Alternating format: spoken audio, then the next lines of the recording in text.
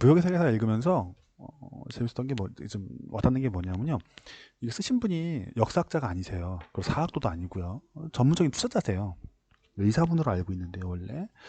근데 다른 책을 쓰셨는데 뭐 의사분이 맞나? 번스타인이라는 이름하고 사람이 되게 좋은 것들을 많이 썼어요. 투자 뛰어난 분도 많으시고요. 그래갖고 근데 이제 이분이 이 책을 쓰셨는데 투자자시거든요. 예, 투자자 입장에 썼어요. 그래갖고 무역의 세계사 역사가 들어가 있는데 역사는 역사인데 지정학도 들어가 있고 지금과 연관돼서 볼 게 되게 많아요.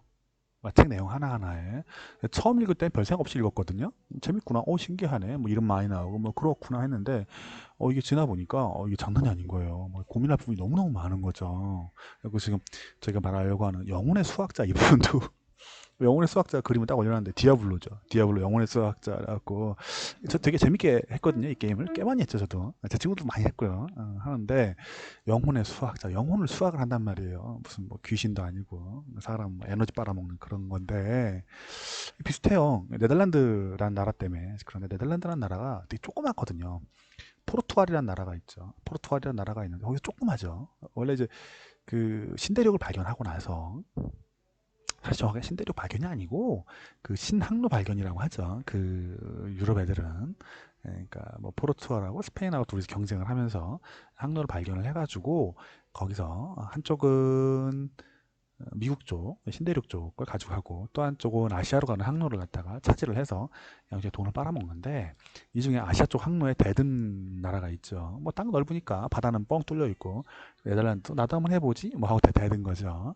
대들었는데 첫 별생각 없이 갔는데 가가지고 사람들이 많이 죽었대요. 배 타고 가서 배도 거의 다 부서져갖고 간신히 하나 들어왔는데 문제는 그 안에 후추가 실려 있었는데 그 정향이나 육두 같은 거 다 실려 있었는데 조금 가져왔대요. 근데 워낙 비쌌기 때문에 그거 조금 가진 거 갖고 죽은 사람 다 돈 물어주고 배 부서진 거 다 수리해도 돈이 남았다는 겁니다. 어머니 남으니까 여기서 달겨든 거죠.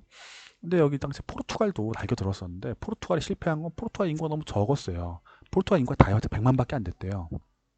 뭐 지금도 아주 큰 나라는 아닌데 당시엔 더 적은 거죠. 왜냐하면 그 당시에 그 페스트가 돌고 나서였거든요. 페스트 먼저 아시죠? 흑사병이 돌아가지고 사람 떼죽음 났던 시기인데 영국도 그렇고 프랑스도 그렇고 다 떼죽음 나는데 근데 포르투갈도 조그만 나라다 보니까 또 100만밖에 안 되면 100만이면 인구 얼마쯤 될까요? 수원이 한 100만 되나요? 대구가 되려나? 하여튼 뭐 그 정도 나라에서 배를 자꾸 태워갖고 보내는데 가갖고 뭐 브라질도 사람 보내야 되고 인도에 가서도 전쟁을 하고 뭐 인도네시아도 전쟁하고 말레이시아가 전쟁하고 이렇게 하다 보니까 인원이 절대적으로 부족한 거죠. 그 포르투갈 그 자체는 그 근본적인 인력 부족에 항상 시달렸대요. 근데 네덜란드는 이거를 극복을 했어요. 그러니까 거대한 네덜란드 동인도 회사를 만들어냈는데 사람들이 줄어들었네요. 라이언님하고 초코안이 나오셨네요. 계속 얘기해 보겠습니다. 그러네요. 포르투갈보다 좀 더 크네요. 수원이. 그러니까 수원시에서 사람 계속 보내는 겁니다. 떼돈은 버는데 자꾸 죽죠. 죽으니까 이제 근본적으로 인력이 부족하니까 그 뭐랄까 전체 항구를 전부 다 지킬 만큼의 그 군사력을 유지할 수가 없는 거죠. 근데 네덜란드는 조금 다른 방법을 동원을 했어요. 사람을 보내는데 국가 가면은 이제 사람들을 잡아갖고 보내겠죠. 막 억지로 잡아갖고 할 건데 네덜란드는 회사가 있거든요. 회사. 어떤 회사죠? 동인도 회사가 이걸 담당을 하죠. 동인도에서 합자 회사인데 사람이 돈을 내 가지고 주들이 돈을 내 가지고 또 주식을 발행을 해 가지고 그 돈을 했단 말입니다. 그럼 사람을 잡아갈 권리는 없단 말이에요. 그럼 어떻게 했을까? 그래서 영혼의 수학자들을 이용했대요. 영혼의 수학자가 뭔가 여성들이 그걸 했대요. 느낌이 좀 뭔가 오죠. 저 내용은 잘 모르겠어요. 근데 뭔가 레크레이션 활동을 해주고 단호하게 서 있습니다. 그냥 제공하고 대신에 그들을 불러서 합숙소 같은 데 집어넣고 뭐 사인을 하게 하고 술집 같은 데서 아니면 돌아다니면 놀고 있는 애들 이런 애들을 이제 꼬셔가지고 사인을 하게 했답니다. 그래갖고 합숙소 같은 데 집어넣었다가 예, 합숙소에 집어넣었다가 120만이군요. 애들이 이제 그 동남아로 보냈다고 합니다. 영혼의 수학자라고 불렀대요. 그러니까 주로 타켓은 이제 동네에서 이제 좀 건들건들한 친구들 그리고 좀 못 사는 친구들 사기 힘든 애들 있지 않습니까? 그 친구들한테 이쁜 아가씨가 아줌마이려나요? 뭐 아가씨인지 아줌마인지 모르겠는데 가서 이렇게 샤바샤바 해가지고 저쪽 가면 부자 된다고 너 잘 될 수 있을 거라고 동남아시아 가면 떼돈 벌 수 있다고 거기 가면 나 끝내줄 거야 하고 이제 보낸 거죠. 당시에 보면은 좀 무역을 했대요. 개별 무역이 가능했답니다. 영국은 완전 개판이었고요. 얘기는 그러더라고요. 가서 뭐 후추 같은 걸 지가 들고 오는 거죠. 개별 개인 무역을 한 건데 그 동인도 회사는 그래도 좀 규율 있게 했대요. 반대였나? 초기에는 동인도 회사가 좀 더 규율이 있고 뒤에 가서는 영국이 좀 더 규율이 있고 뭐 이렇게 됐는가 봅니다. 그래서 이제 우리가 알고 있는 거는 영국 동인도 회사를 보통 알고 있는데 네덜란드 동인도 회사가 원래 처음에 되게 강력했답니다. 그래서 이제 보내는데 인력이 부족한 거죠. 이렇게 동네에 있는 거지들 다 잡아와서 집어넣고 동네 건들건에 다 보냈는데도 없는 거예요. 인구가 작으니까. 그래서 어떻게 했냐면 이렇게 사람들이 다 이제 약간 못 사는 사람들하고 건들거리던 친구들하고 다 나가고 나니까 인건비가 올라갈 거 아니겠습니까? 그러니까 옆에 독일에서 사람 넘어오는 겁니다. 독일에서 왜 넘어올까요? 독일은 그 당시에 그 30년 전쟁이라는 게 있었는데요. 그게 끝나고 나서예요. 그러니까 거지가 많죠. 목살기 어려운 거죠. 그것도 인구도 많아요. 독일은 어쨌든가. 그러니까 인구에서 거기 넘어오는 거예요. 사람들이 돈 벌려고. 대도시니까. 그래서 네덜란드는 되게 상업과 공업이 엄청 발전한 지역이었대요.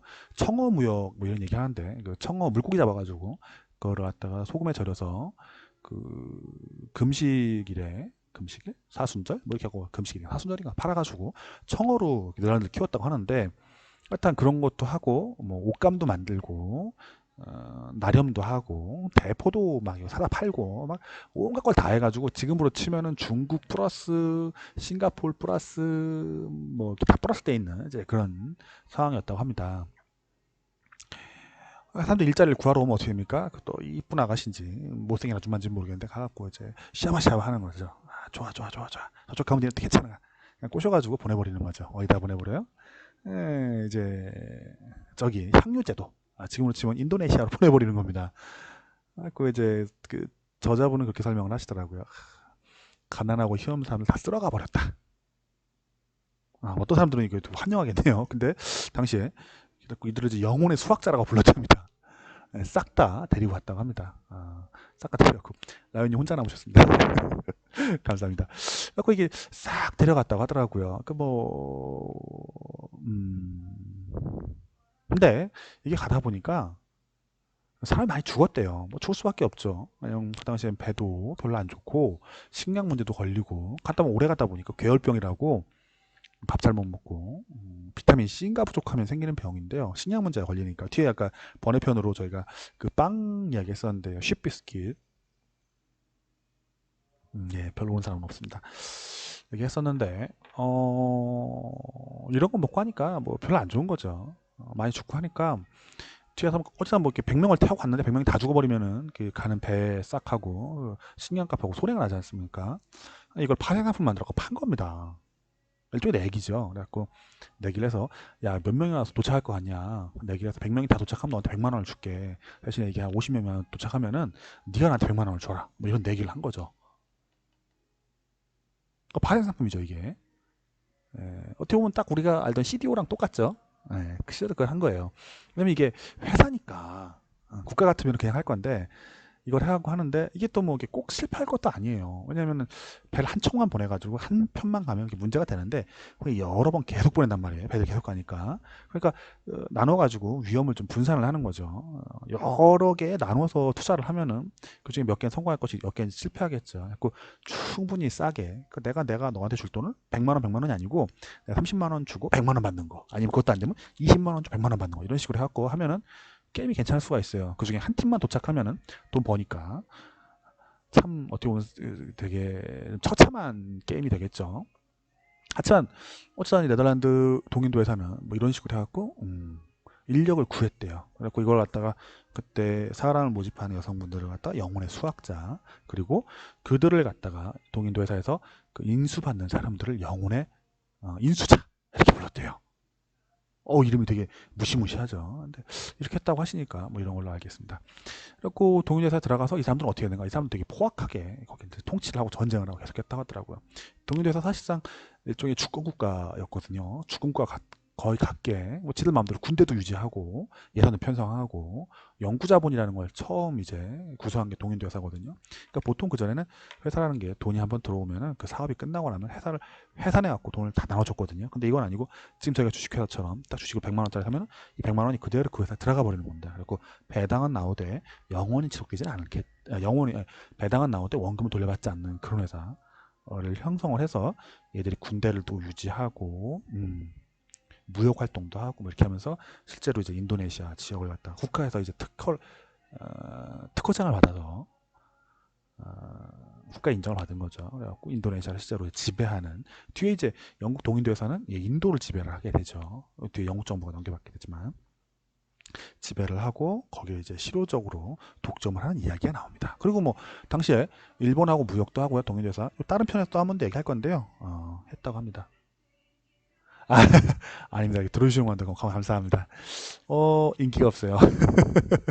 근데 이게 이쪽에 이제 아까 할 때 영혼의 수학자에 대해서는 꽤나 이제 관심이 있으셨고 되게 신기했습니다. 국가 권력이 하는 거랑 아무래도 그 민간이 하는 거랑 약간 차이가 있다는 것을 처음 알았어요. 처음 알았습니다. 뭐 민간이 이런 식으로 어떻게 보면 이제 민간 군사기업이죠. 동인도 회사가 일종의 지금 이제 민간 군사기업들은 동유럽 사람들을 이제 이용한답니다. 많이 싸니까 한국 사람들도 많이 데리고 간대요. 그런 부분이 있으니까 그것도 되게 좀 신기했었습니다. 자, 요건 요만큼 녹화하고 다른 거 하나 녹화해 볼까요? 시간이 좀 있어.